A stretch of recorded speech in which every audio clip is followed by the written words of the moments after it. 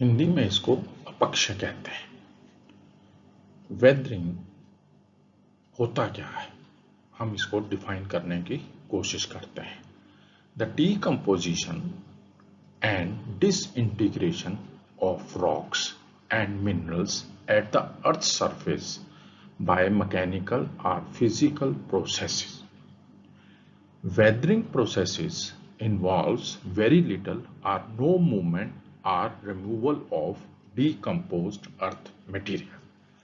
मतलब ये हुआ the decomposition and disintegration of rocks, यानी चट्टानों कि जो टूटने फूटने की प्रक्रिया होती है उसमें डीकम्पोजिशन, और डीकम्पोजिशन का मतलब सड़ना गलना, ये अलग अलग तरीके से होता है, हम इसको डिटेल में डिस्कस करेंगे। एंड डिसइंटीग्रेशन, डिसइंटीग्रेशन का मतलब ये है कि जो तोड़ फोड़ की प्रक्रिया है वो।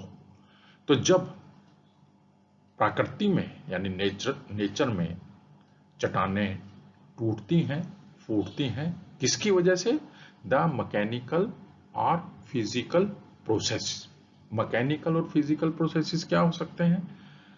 जैसे आपका तापमान में बदलाव, उसमें तापमान अगर दिन के समय बढ़ता है, रात के समय ठंडा होता है, तो उसकी वजह से भी चट्टानें क्या है, टूटती फूटती हैं। ये सब चीजें हम अभी आने वाली स्लाइड्स में डिस्कस करेंगे। अब ये भी आता है कि weathering processes involve very little और नो मूवमेंट और removal of decomposed earth material. यानी जब चट्टानें टूटती फूटती हैं तो वो जो मटेरियल है जो टूटा फूटा है वो चट्टान के आसपास ही जमा होता है, उसमें मटेरियल को ट्रांसपोर्ट नहीं किया जाता, वो चट्टान के नीचे आसपास ही जमा हो जाता है। अगर अब हम इसको छोटे शब्दों में कहें, the breaking down of rocks into smaller and smaller pieces, यानी चट्टानों के छोटे कणों में तब्दील होने की प्रक्रिया को हम क्या कहते हैं? वेदरिंग कहते हैं, अपक्ष कहते हैं। फैक्टर्स कंट्रोलिंग वेदरिंग, यानी अपक्षय को कंट्रोल करने वाले कौन कौन से तत्व हैं, इनके बारे में भी हम जानकारी हासिल करेंगे। क्योंकि ऊपर की स्लाइड में मैंने आपसे डिस्कस किया कि जो चट्टानें हैं वो प्रकृति में टूट फूट की प्रक्रिया से संबंधित हैं और उनमें टूट फूट जो है निरंतर चलती रहती है। तो जब टूट फूट चलती है तो इसका मतलब ये है कि उन चट्टानों को तोड़ फोड़ की प्रक्रिया में अलग अलग किसी तरह के जो कंट्रोलिंग फैक्टर्स हैं या एलिमेंट्स हैं वो क्या करते हैं? प्रभावित करते हैं। जैसे the nature and magnitude of weathering differs from place to place and region to region, यानी चट्टानों का जो टूटना फूटना है प्रकृति में या जो स्थान पर वो टूट फूट रही हैं, उनकी जो नेचर है और जो उनकी मैग्नीट्यूड है, यानी उनमें कितना जो है वो टूट फूट होता है, वो सारे का सारा स्थान और रीजन, स्थान से मतलब कौन सा जो एरिया है वो कैसा है, रीजन से हमारा तात्पर्य यह है कि वो गर्म रीजन में है या वो सर्द रीजन में है, तो वो सारी की सारी चीजें क्या करती हैं? चट्टानों के टूटने फूटने पर इफेक्ट डालती हैं। दूसरा ये है कि weathering of rocks is affected and controlled by agents of weathering, lithological and structural characteristics of rocks, height and slope factors. दूसरा पैरामीटर जो वेदरिंग को इफेक्ट करता है उसमें क्या है?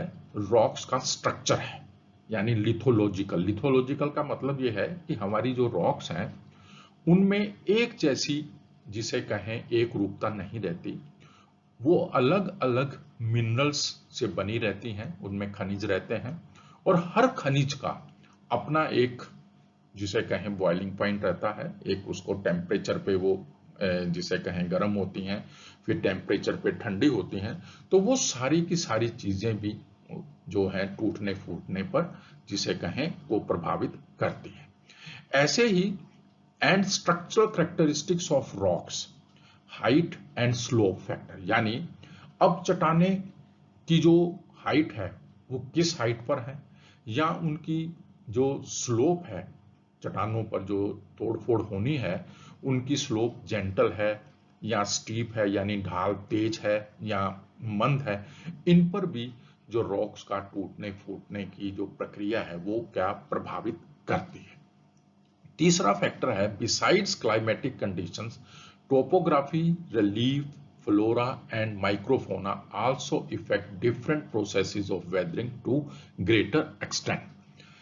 इसमें यह भी है कि जो क्लाइमेटिक कंडीशंस हैं, यानी तापमान, प्रेशर, ह्यूमिडिटी, रेनफॉल, फिर उसके बाद टोपोग्राफी, टोपोग्राफी से मतलब यह है कि एंड रिलीफ्स के बीच जो एरिया है वो कैसा है, उबड़ खाबड़ है, फ्लोरा एंड माइक्रोफोना, यानी वहाँ का जो उस इलाके में किस तरह के जो है पेड़ पौधे हैं, या उसमें जो माइक्रो जो फोना है, वो सब भी वेदरिंग को क्या करता है, इफेक्ट करता है।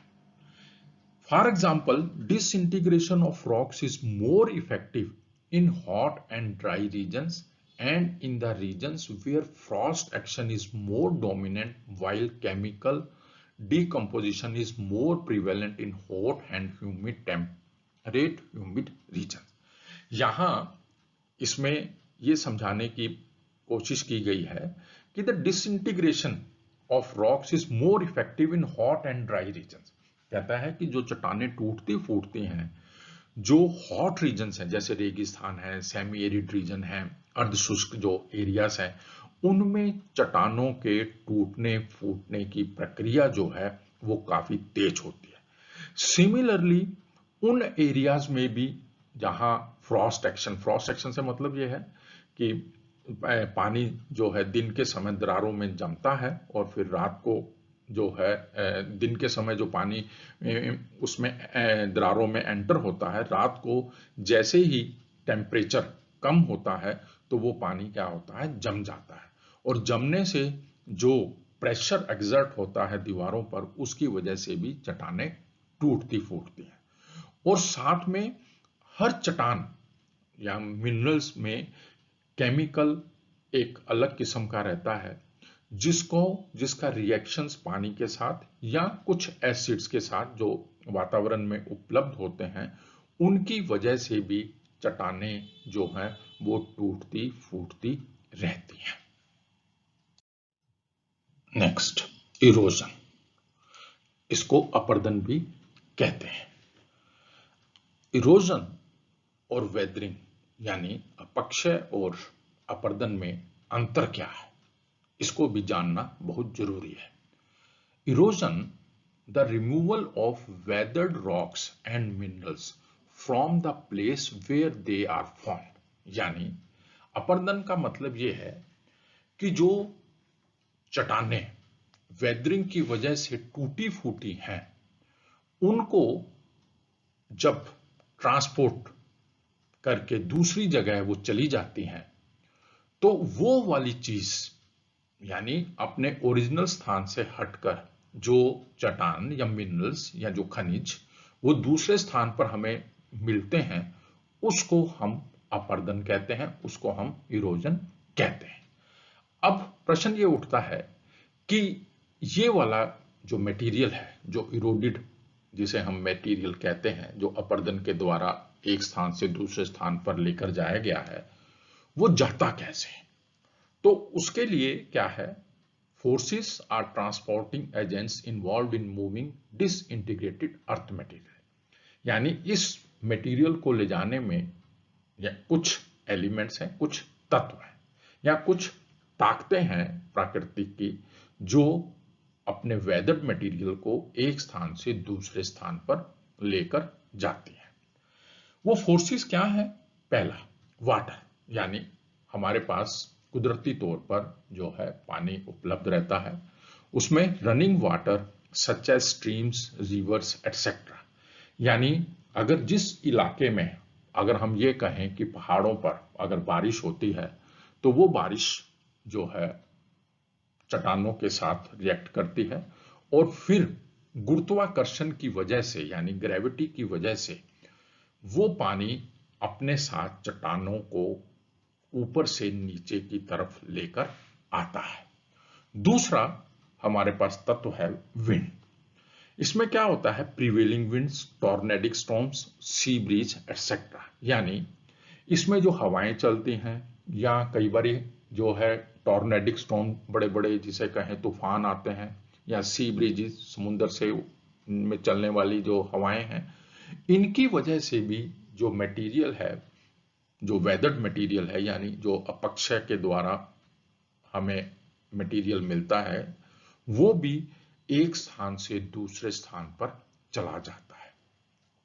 तीसरा हमारे पास क्या है, ice in the form of glacier, यानी आपने देखा होगा माउंटेन्स पर, पहाड़ों पर हमारे साथ पास ग्लेशियर्स रहते हैं। ग्लेशियर्स भी जब ऊपर से नीचे की तरफ यानी घाटी में जब वो ऊपर पहाड़ से नीचे की तरफ आते हैं, वो भी अपने साथ चट्टानों को के जो मटेरियल हैं, टूट फूटे जो कन्स हैं, उनको भी अपने साथ ऊपर से नीचे की तरफ लेकर आते हैं।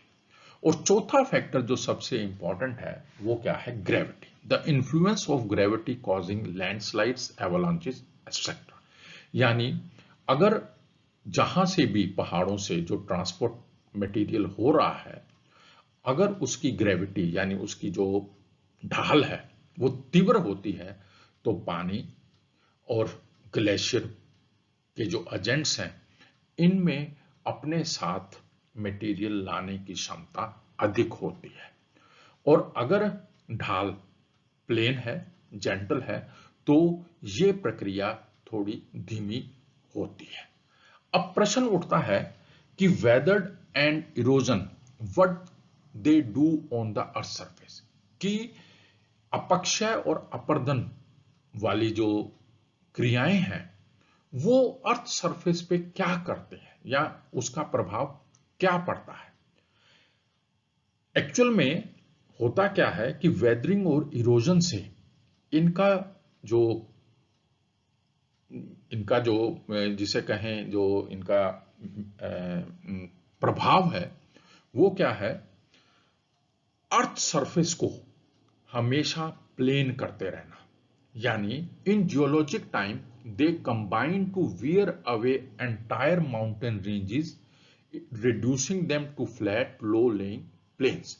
यानी ये जो तत्व हैं, कौन से, वाटर, विंड, आइस और ग्रेविटी, ये हमेशा जियोलॉजिक टाइम में यानी जब प्रकृति में पृथ्वी की उत्पत्ति से संबंधित अगर हम उस समय को लेकर चलें, तो ये निरंतर अपना काम करते रहते हैं। और इनका काम क्या है, ये कोई भी सरफेस जो ऊपर उठा हुआ है उसको इन तत्वों की वजह से क्या इसमें रिएक्शन या उसको ये कह लो कि तोड़फोड़ की प्रक्रिया से इसको लो लेइंग एरियाज में तब्दील करना है।